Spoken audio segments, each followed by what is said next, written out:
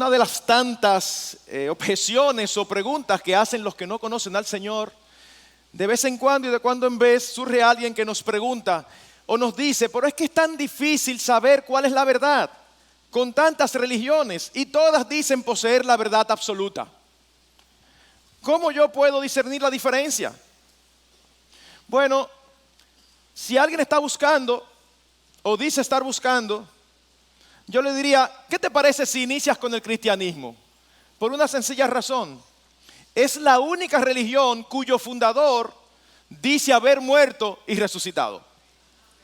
Ninguna otra religión dice eso. Dice: sigue estas reglas, haz esto, haz aquello. Él dice que murió y resucitó. Así que es un buen punto de partida.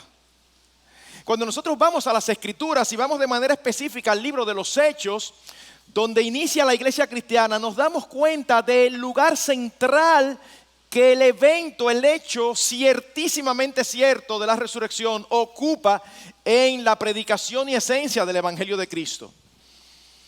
Y lo primero que yo quiero hacer en esta mañana es que demos un vistazo rápido de la predicación del Evangelio en el libro de los Hechos, notando cómo era parte intrínseca, esencial, fundamental de esta predicación el evento de la resurrección de nuestro Señor Jesucristo.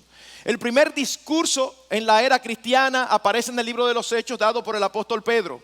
Y en los versículos 23 y 24 él dice lo siguiente, hablando acerca de Cristo: a este, entregado por el plan predeterminado y el previo conocimiento de Dios, clavasteis en una cruz por manos de impío y le matasteis, a quien Dios resucitó, poniendo fin a la agonía de la muerte, puesto que no era posible que él quedara bajo el dominio de ella. Cuando avanzamos al siguiente capítulo, el capítulo 3, tenemos allí el segundo gran discurso del apóstol. Y él dice en los versículos 14 y 15: mas vosotros repudiasteis al santo y justo y pedisteis que se os concediera un asesino y disteis muerte al autor de la vida. Qué ironía: disteis muertes al autor de la vida, al que Dios resucitó de los muertos, de lo cual nosotros somos testigos. Es interesante ver que ya en este momento, apenas iniciando la era cristiana, ya las autoridades religiosas eran conscientes de que el centro de la predicación del Evangelio era la resurrección de Cristo. Porque en Hechos capítulo 4, versículos 1 y 2, ellos dicen lo siguiente: mientras ellos hablaban al pueblo, se les echaron encima los sacerdotes, el capitán de la guardia del templo y los saduceos, indignados porque enseñaban al pueblo y anunciaban en Jesús la resurrección de entre los muertos. Pedro es apresado y amenazado para que no prediques el nombre. Y en su primera defensa ante el concilio, oigan lo que dice en Hechos 4, versículo 10: sabed todos vosotros y todo el pueblo de Israel que en el nombre de Jesucristo el Nazareno, a quien vosotros crucificasteis y a quien Dios resucitó de entre los muertos, por él este hombre se halla aquí sano delante de vosotros. Ellos no encuentran la forma de mantenerlo preso, lo liberan. Y es interesante cómo el Lucas relata lo que caracterizaba a la iglesia en esos días. Hechos 4:33 dice: con gran poder los apóstoles daban testimonio de la resurrección del Señor Jesús, y abundante gracia había sobre todos ellos. Más adelante vuelven y apresan al apóstol Pedro una vez más, y otra vez él tiene que comparecer ante el concilio. Y oigan otra vez su defensa en Hechos capítulo 5, versículo 30: el Dios de nuestros padres resucitó a Jesús, a quien vosotros habéis matado colgándole en una cruz. En otras palabras, en las primeras 4 intervenciones públicas que el apóstol Pedro tiene, menciona de manera específica el evento de la resurrección de nuestro Señor Jesucristo. Pero hasta aquí la predicación del Evangelio había sido solamente a judíos. Así que tenemos en el capítulo 10 cómo Dios envía de manera especial a Pedro a un centurión romano llamado Cornelio. ¿Para qué? Para que le predique el Evangelio.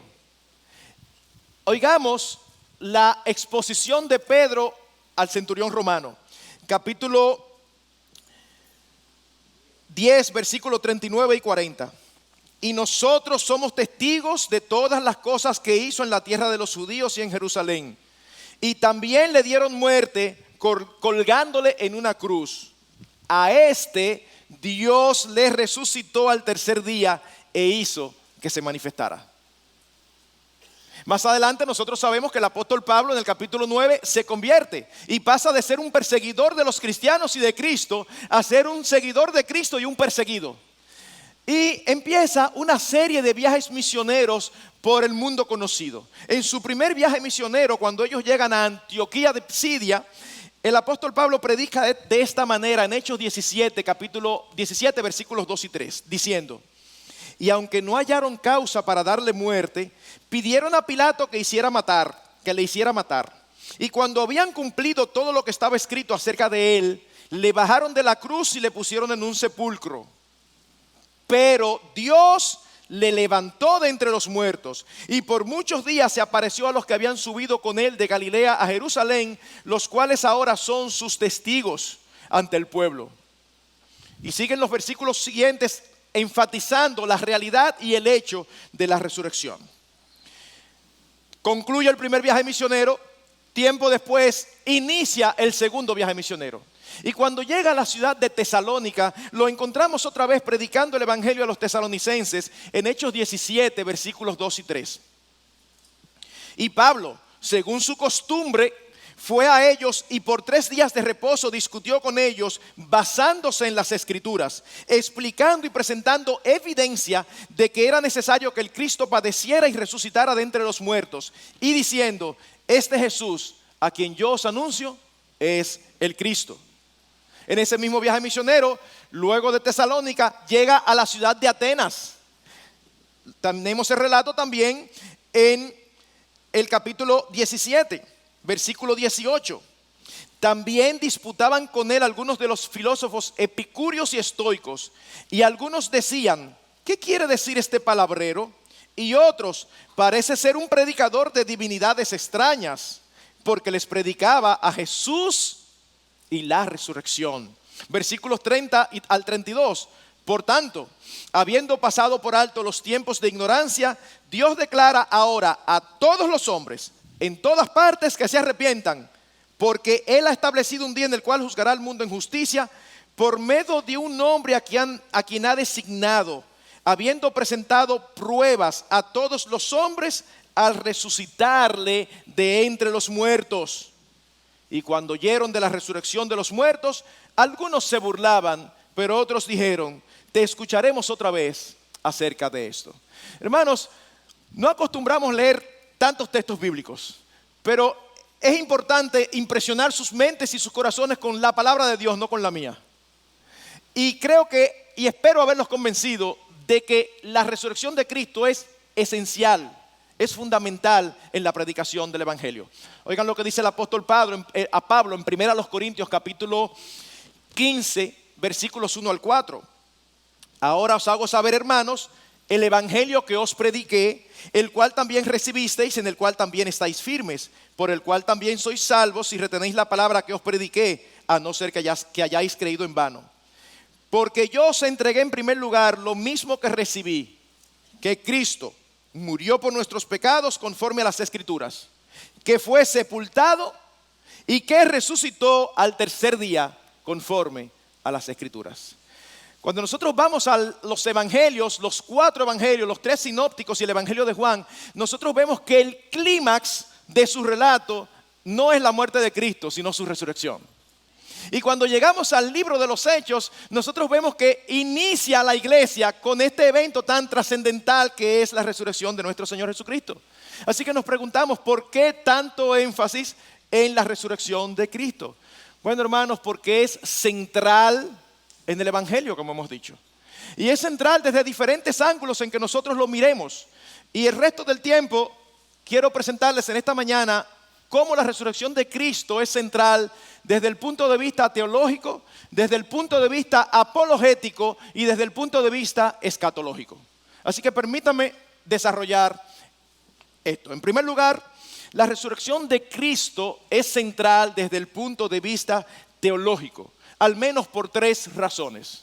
En primer lugar, Porque la resurrección de Cristo revela y vindica la naturaleza de su persona. Al Cristo resucitar fue vindicado. Hay personas que dicen hoy, Cristo tenía un plan de liberar a Israel, sin embargo fracasó porque lo mataron. No, el plan no era liberar a Israel en ese momento. El plan era precisamente lo que sucedió: sufrir, morir y resucitar, ascender a la diestra de Dios, esperando a que todos sus enemigos sean puestos por estrado de sus pies. Miren lo que dice el apóstol Pablo en Romanos capítulo 1, versículo 1 al 4. Pablo, siervo de Cristo Jesús, llamado a ser apóstol, apartado para el evangelio de Dios que él ya había prometido por medio de sus profetas en las Santas Escrituras, acerca de su Hijo, que nació de la descendencia de David según la carne y que fue declarado Hijo de Dios con poder, conforme al Espíritu de santidad, por la resurrección de entre los muertos, nuestro Señor Jesucristo. En otras palabras, Cristo no solamente era perfectamente hombre, 100% hombre, sino que era perfectamente Dios, 100% Dios. Y como Dios, la muerte no podía retenerle. Es interesantísimo cómo en el Evangelio de Juan, en el capítulo 10, versículos 17 y 18, Cristo dijo a los que le escuchaban: por eso el Padre me ama, porque yo doy mi vida para tomarla de nuevo. Nadie me la quita, sino que yo la doy de mi propia voluntad. Tengo autoridad para darla y tengo autoridad para tomarla de nuevo. Hermanos, ¿quién puede hablar así? ¿Quién puede hablar así? Cualquiera. Ahora, ¿quién puede cumplirlo? Solo Cristo. Cualquiera puede hablar así. Nosotros oímos toda cantidad de locos en el día de hoy diciendo cosas. Eso es lo de menos. Ahora, ¿quién puede cumplirlo? Y Él lo demostró precisamente. La naturaleza divina la demostró venciendo sobre la muerte. Él había dicho en Juan 11, yo soy la resurrección y la vida. Si usted oye a un hombre diciendo eso, solamente hay dos opciones: o él es un loco, o él es lo que dice ser. Cristo era Dios encarnado. La muerte no lo podía retener. Él es soberano. Es por esto que Pedro dice en Hechos capítulo 2:36, sepa pues con certeza toda la casa de Israel que a este Jesús a quien vosotros crucificasteis, Dios le ha hecho Señor y Cristo. Y más que hacerlo, es proclamado, declarado como consecuencia de su resurrección. Así que en la resurrección, Cristo mostró su deidad, mostró su señorío y mostró que era el ungido de Dios, el Mesías esperado por su pueblo. La resurrección vindica la naturaleza de nuestro Señor. Pero en segundo lugar, es central desde el punto de vista teológico, porque es necesario, fue necesaria en el plan redentor. Sin resurrección no habría redención. En varias ocasiones dicen los evangelios y aún del mismo Cristo a los apóstoles: es necesario que yo muera y resucite. No conveniente, no sería interesante, no, es necesario que yo muera y resucite. ¿Para qué? Para completar su obra expiatoria. Nosotros sabemos que Cristo en la cruz dijo: consumado es. En otras palabras, lo que yo iba a hacer para salvar a los míos, ya yo lo hice. Pero la efectividad de esa obra fue completada con la resurrección. Oigan cómo lo expresa Romanos capítulo 4, versículos 24 y 25. El cual fue entregado por causa de nuestras transgresiones y resucitado para nuestra justificación. Hermanos, Cristo con su muerte pagó el precio de nuestros pecados, pero con su resurrección demostró que este pago fue aceptado. Cuando Cristo resucitó, demostró que Dios el Padre dijo: acepto el pago. Lo que tú hiciste es válido para todo aquel que cree en ti. Dice Hosh, un comentarista de tiempos atrás: en ambos sentidos, como evidencia de la aceptación de su satisfacción a nuestro favor y como un paso necesario para asegurar la aplicación de los méritos de su sacrificio, la resurrección de Cristo fue absolutamente esencial para nuestra justificación. En otras palabras, mis hermanos, la Biblia dice claramente, sin resurrección tú y yo no seríamos justificados. Y si no hubiésemos sido justificados por Dios, estaríamos muertos en nuestros delitos y pecados todavía al día de hoy. Romanos 8, 33 y 34. Mucha Biblia hoy, mucha Biblia. ¿Quién acusará a los escogidos de Dios? Dios es el que justifica. ¿Quién es el que condenará? Cristo Jesús es el que murió. Sí, más aún, el que resucitó, el que además está a la diestra de Dios, el que también intercede por nosotros. No es solo que murió, sino como dice, más aún el que también resucitó. Es por esto que se necesita creer en la resurrección de Cristo para ser salvo. Se necesita creer en la resurrección de Cristo para ser salvos. Romanos 10, versículo 9. Que si confesares con tu boca a Jesús por Señor y crees en tu corazón que Dios le resucitó de los muertos, serás salvo. Si Cristo no hubiese resucitado, el pecado y la muerte habrían obtenido la victoria y no habría para nosotros esperanza de salvación. Con su resurrección, Él demostró haber hecho el pago y haber vencido el pecado y la muerte. Es por esto que el apóstol Pablo, en 1 Corintios 15, versículo 17, dice: y si Cristo no ha resucitado, vuestra fe es falsa, todavía estáis en vuestros delitos y pecados. Hermanos, ustedes están entendiendo esto. Si Cristo no hubiese resucitado, nosotros estaríamos de más aquí en esta mañana, perdiendo nuestro tiempo. Estamos aquí porque servimos a un Cristo vivo, que se levantó de la tumba con poder. John MacArthur lo resume de esta manera: la resurrección es la certificación divina de que Jesús es el Mesías, el único Salvador, el Señor soberano y libre de pecado, el Cordero inmolado que pagó el precio de nuestra redención, el juez de todos los hombres, el conquistador de la muerte y el Rey de Reyes, quien ha de venir. Pero todavía nos queda otro aspecto teológico que manifiesta la centralidad de la resurrección en el Evangelio. Y es que su resurrección es trascendental en la vida de piedad del creyente. Cuando nosotros vamos a la epístola a los Romanos, vemos claramente que en el capítulo 5 se nos habla acerca de la justificación. Y en el capítulo 6 se nos habla acerca de la santificación. La justificación es un acto, es un evento que ocurre una sola vez y para siempre. En el momento que una persona es regenerada, en el momento que una persona es salva, Dios en ese momento inmediatamente declara como justo a aquellos que creen en Él.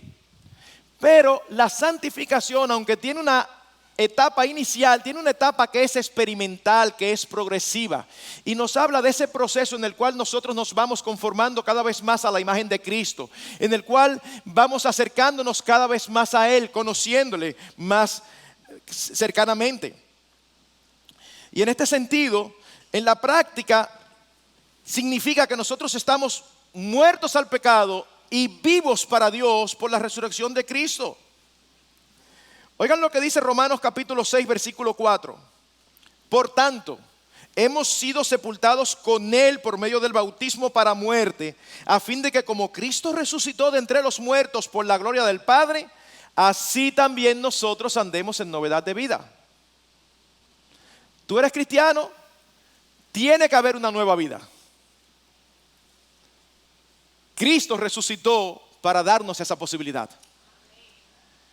He aquí, de modo que si alguno está en Cristo, nueva criatura es. Las cosas viejas pasaron, he aquí todas son hechas buenas, nuevas. Según a los Corintios 5, 17. Cristo nos da una nueva vida que lo hizo posible por su resurrección. Así que de la manera en la que nos identificamos con Cristo en su muerte, como dice Gálatas 2:20, con Cristo estoy juntamente crucificado, de igual manera nos identificamos con Cristo en su resurrección. Romanos 6:5. Porque si hemos sido unidos a Él en la semejanza de su muerte, ciertamente lo seremos también en la semejanza de su resurrección. Es por esto que el apóstol Pablo puede decir en Colosenses 3, 1, 2: si habéis pues resucitado con Cristo, buscad las cosas de arriba donde está Cristo sentado a la diestra de Dios. No ponga la mira en las cosas de la tierra, sino en las cosas celestiales. Eso no lo puede hacer todo el mundo. Eso solamente lo puede hacer aquel que ha sido regenerado, que ha sido provisto de nueva vida por la muerte y resurrección de Cristo de entre los muertos. El mismo poder que resucitó a Cristo de los muertos es el mismo poder que está a nuestra disposición para que nosotros andemos en vida nueva.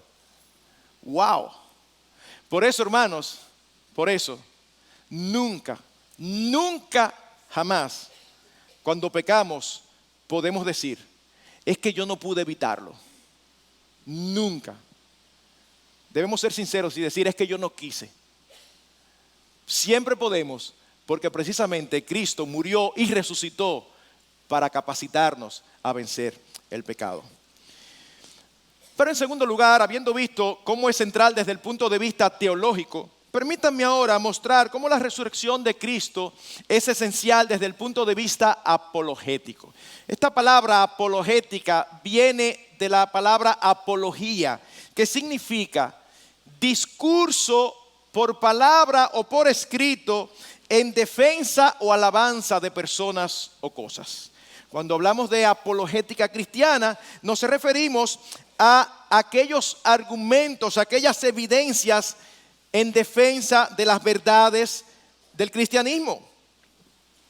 Y entre todos los temas de que se ocupa la apologética, la resurrección de Cristo es fundamental, ocupa un lugar central, porque todo el sistema doctrinal del cristianismo descansa sobre ella. Hermanos, déjenme decirles lo siguiente: si alguien quiere destruir el cristianismo, es suficiente con que haga una sola cosa: demostrar que Cristo no resucitó. Todo el que quiera destruir el cristianismo, que no está diciendo cosas por ahí, demuestra que Cristo no resucitó. Si se demuestra que Cristo no resucitó, cerremos esto, comamos y bebamos, porque mañana moriremos. Pero hermanos, Cristo resucitó y por eso estamos aquí hoy.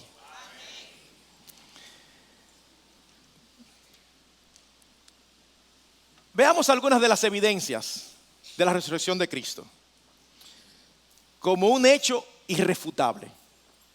En primer lugar, el sepulcro vacío. Usted puede ir en el día de hoy a la tumba de todos los grandes líderes de todas las religiones del mundo, menos a uno. Usted no puede ir al sepulcro de Cristo. Usted puede ir si quiere donde lo enterraron, pero ahí no hay nada.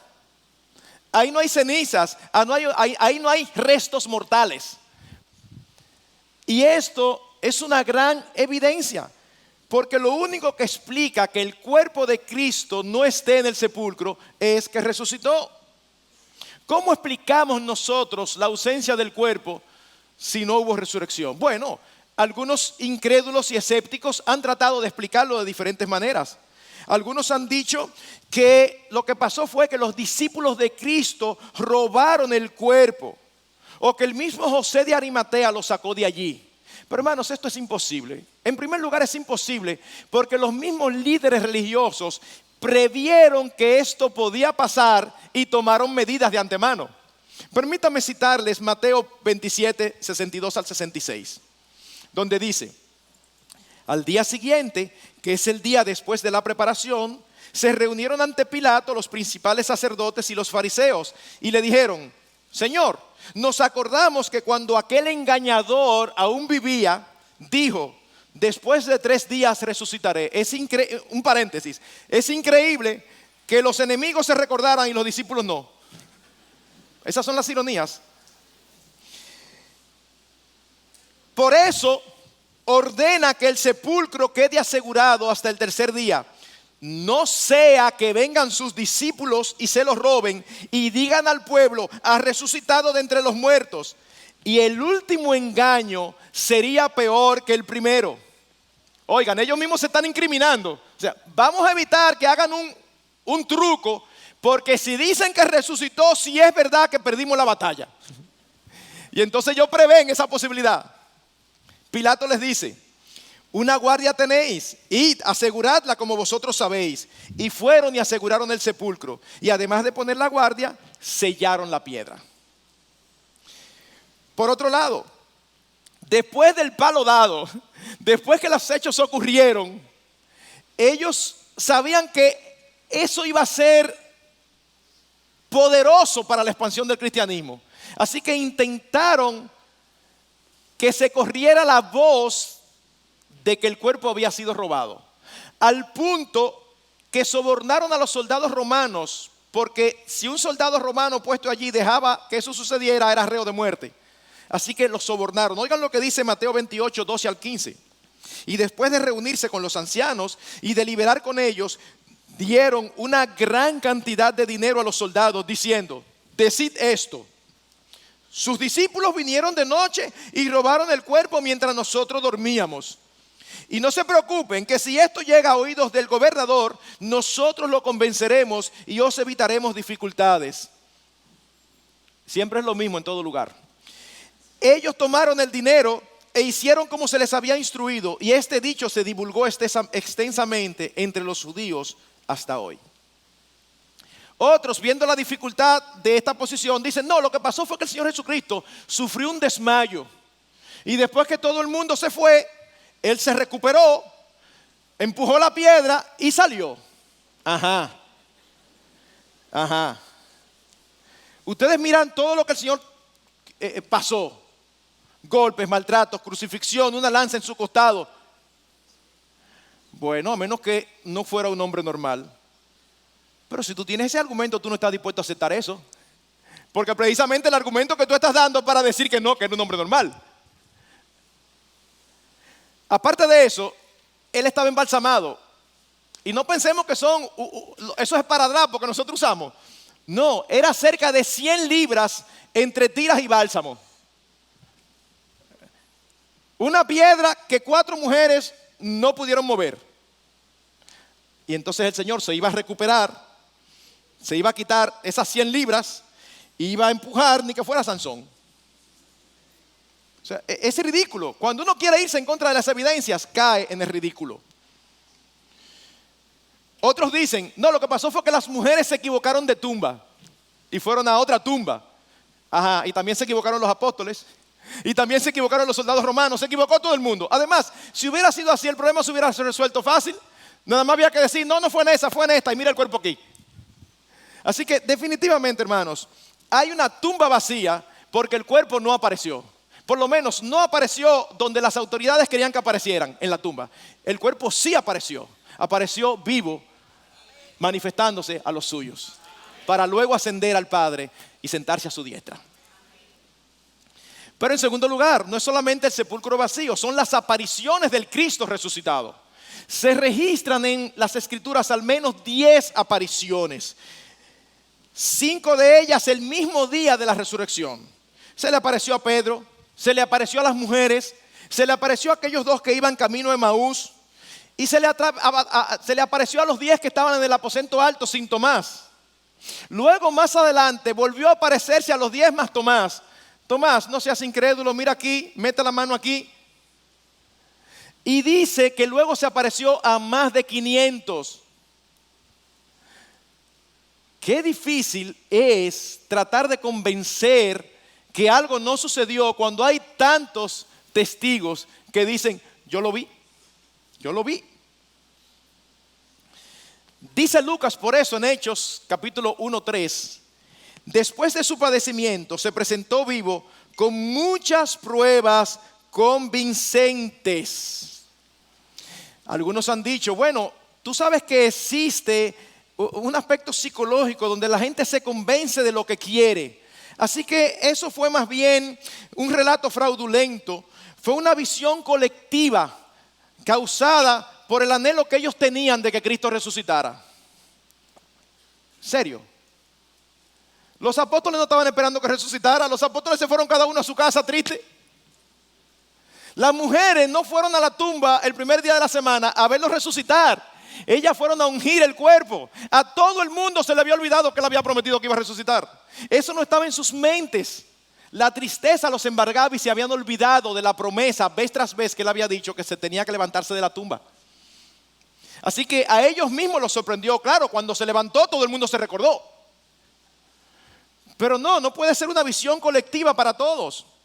Es más, las mujeres cuando lo vieron, ay, qué bueno que tú prometes. No, dice el relato que las mujeres se asustaron. O sea, no estaban esperando eso. Así que eso tampoco es una buena explicación. Pero en tercer lugar, un tercer argumento apologético es el cambio de actitud de los apóstoles. ¿Qué pasó con los apóstoles después de la muerte del Señor? Ustedes recuerdan cuando el Señor es apresado, todos huyen cobardemente y solamente uno se queda con él, Pedro, que al final termina negándolo 3 veces. Esa era la naturaleza de los apóstoles. Y de un momento a otro estos hombres resurgen de la nada y están dispuestos a entregar sus vidas por defender el cristianismo. ¿Qué fue lo que pasó ahí? ¿Ese cambio de dónde? Bueno, la resurrección de Cristo es una explicación excelente. Excelente.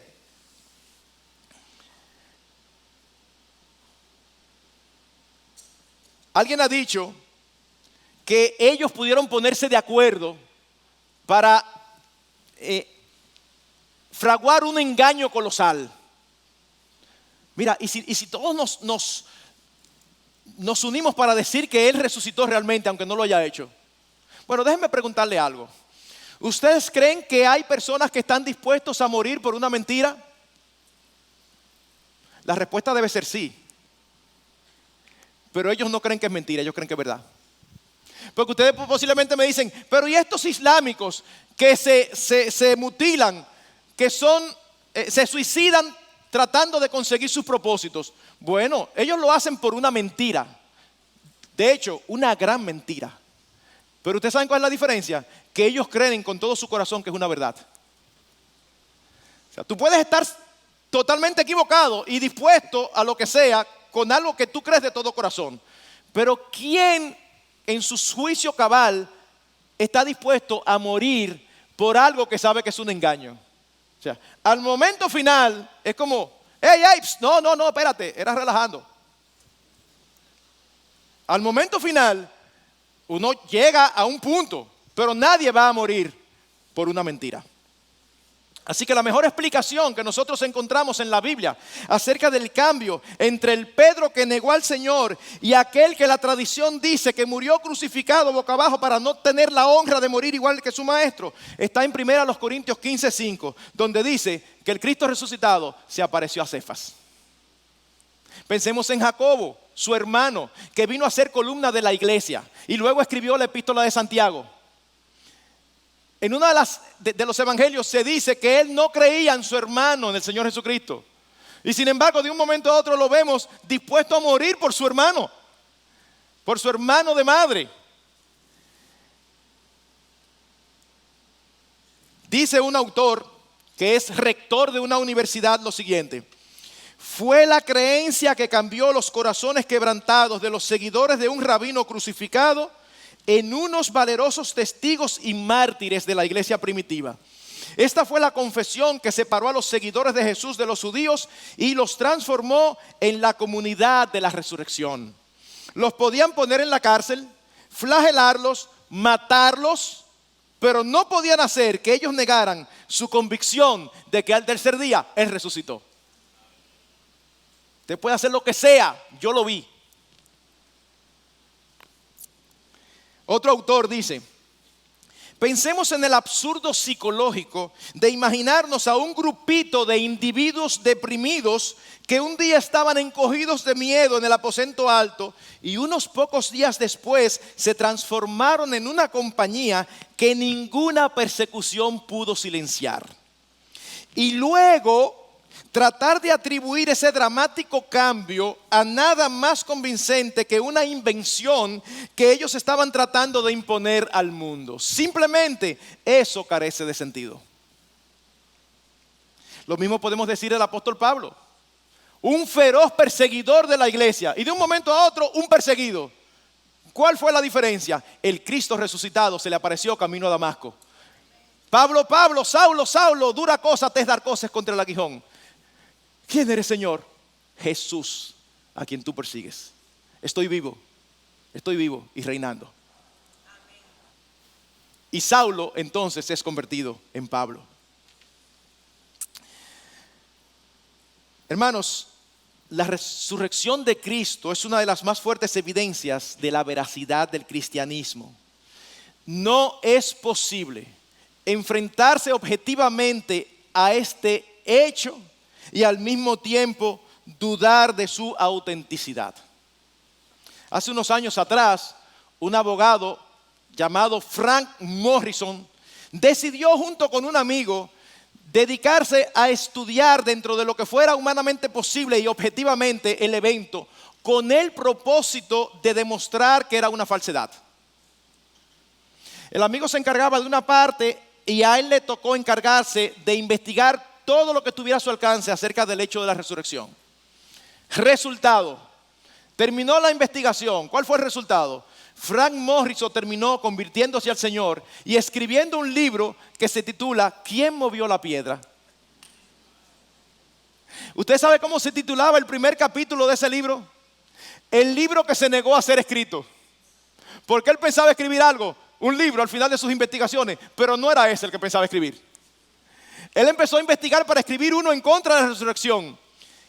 Y el Señor usó su investigación para llevarlo a la conclusión de que ciertamente Cristo había resucitado. Pero en tercer lugar, y con esto vamos aterrizando, la resurrección de Cristo no solamente es central desde el punto de vista teológico, desde el punto de vista apologético, sino también desde el punto de vista escatológico. Desde el punto de vista escatológico. Cuando nosotros hablamos de escatología, nos referimos a la doctrina de las últimas cosas. ¿Qué es lo que va a pasar al final de los tiempos? En ese sentido, la resurrección de nuestro Señor Jesucristo es el fundamento, es la base de su promesa de nuestra resurrección y vida eterna. Una esperanza que todo creyente posee. El credo de los apóstoles lo expresaba de esta manera: creo en Jesucristo, que resucitó al tercer día de entre los muertos, y creo en la resurrección del cuerpo. Ninguna otra religión tiene un credo como este. Creo en Jesucristo, que resucitó al tercer día, y creo en la resurrección. Así como la resurrección de Cristo fue la conclusión de una vida encarnada sobre la tierra, de igual manera será la nuestra cuando seamos provistos por la resurrección de cuerpos adecuados para una vida celestial, eterna y gloriosa. Oigan cómo lo expresa Filipenses capítulo 3, versículos 20 y 21. Porque nuestra ciudadanía está en los cielos, de donde también ansiosamente esperamos a un Salvador, el Señor Jesucristo, el cual transformará el cuerpo de nuestro estado de humillación en conformidad al cuerpo de su gloria, por el ejercicio del poder que tiene aún para sujetar todas las cosas a sí mismo. Tenemos la promesa dada por Cristo mismo, que el poder que le resucitó a Él nos va a resucitar a nosotros. Primera a los Corintios 6:14. Y Dios, que resucitó al Señor, también nos resucitará a nosotros mediante su poder. Segunda a los Corintios 4, versículo 14. Sabiendo que aquel que resucitó al Señor Jesús, a nosotros también nos resucitará con Jesús y nos presentará juntamente con vosotros. Y es interesante que el apóstol Pablo está diciendo esta afirmación en un contexto de aflicción, porque sirve de consuelo al creyente. Cuando las cosas están tan difíciles, debemos recordarnos que esto no es para siempre. Nada me sale, problemas por aquí, problemas familiares, problemas personales, problemas de salud, problemas relacionales, problemas laborales, problemas económicos, problemas políticos, problemas de todo tipo. No te preocupes, algún día eso cesará. Resucitaremos para estar para siempre con el Señor. Ese es nuestro consuelo.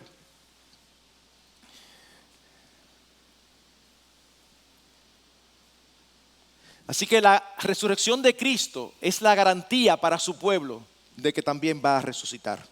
Primera a los Corintios capítulo 15, el gran capítulo de la resurrección, dicen los versículos 21 y 22. Porque ya que la muerte entró por un hombre, también por un hombre vino la resurrección de los muertos. Porque así como en Adán todos mueren, también en Cristo todos serán vivificados. Es decir, todos aquellos que por la fe están en Cristo. El pecado entró por Adán, la resurrección entró por Cristo. Pero no es solamente una esperanza para nosotros, es también una esperanza para los nuestros. Cuando tenemos seres queridos que han partido en el Señor, nosotros nos gozamos de que algún día los volveremos a ver. Esa es la esperanza que el apóstol Pablo quiere dar en 1 Tesalonicenses, capítulo 4, versículos 13 y 14. Pero no queremos, hermanos, que ignoréis acerca de los que duermen. ¿Para qué? Para que no os entristezcáis como los hacen los demás que no tienen esperanza. Porque si creemos que Jesús murió y resucitó, así también Dios traerá con él a los que durmieron en Jesús. Y luego dice versículo 18, concluyendo esa parte: por tanto, confortaos unos a los otros con estas palabras. Tus seres queridos que han muerto en el Señor, no te entristezcas como aquellos que no tienen esperanza. Algún día los veremos. Algún día los veremos. Nuestra esperanza es gloriosa, hermanos, y descansa en la resurrección de Cristo.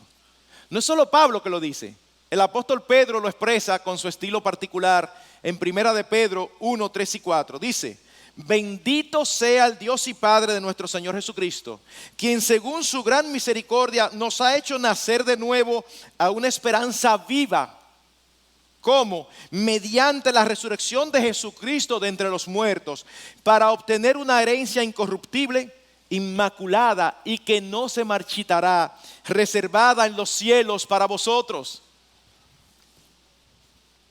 Hermanos, yo me temo que al día de hoy, cuando nosotros predicamos el Evangelio, me temo que lo estemos predicando un poquito mutilado.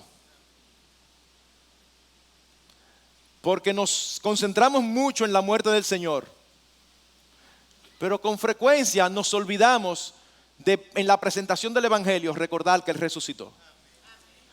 Y por las Escrituras vemos que es central, teológica, apologética y escatológicamente. Permítame concluir.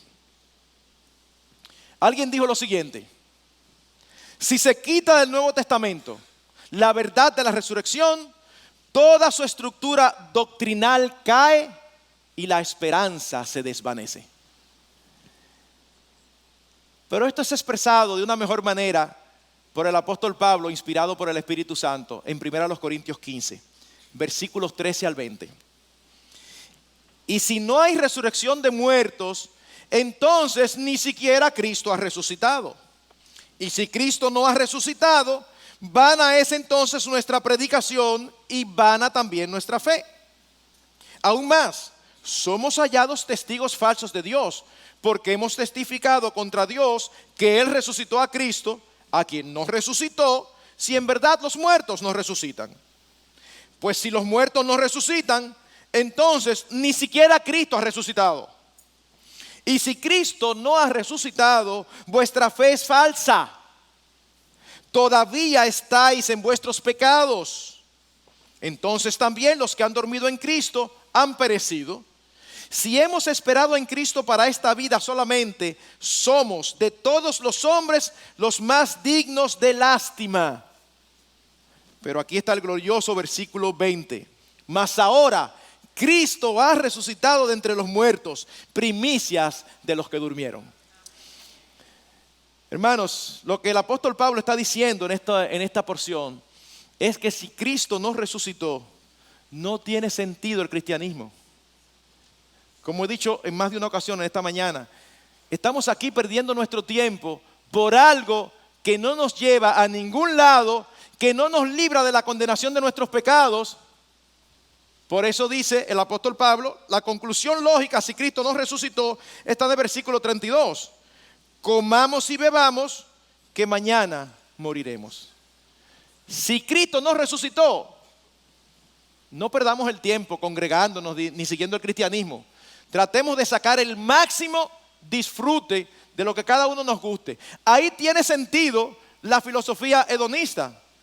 esa es la única vida, no tienes hacia dónde ir, aprovéchala porque eso es lo único que tú tienes y después te espera la condenación. Pero gloria a Dios que Cristo resucitó.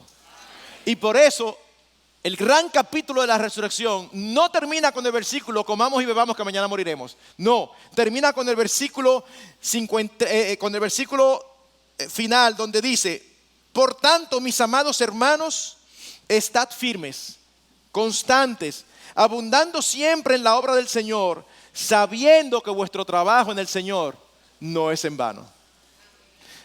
Hermanos, sinceramente, habiendo visto esto, no debemos decir, como dice el himno, el Señor resucitó, aleluya.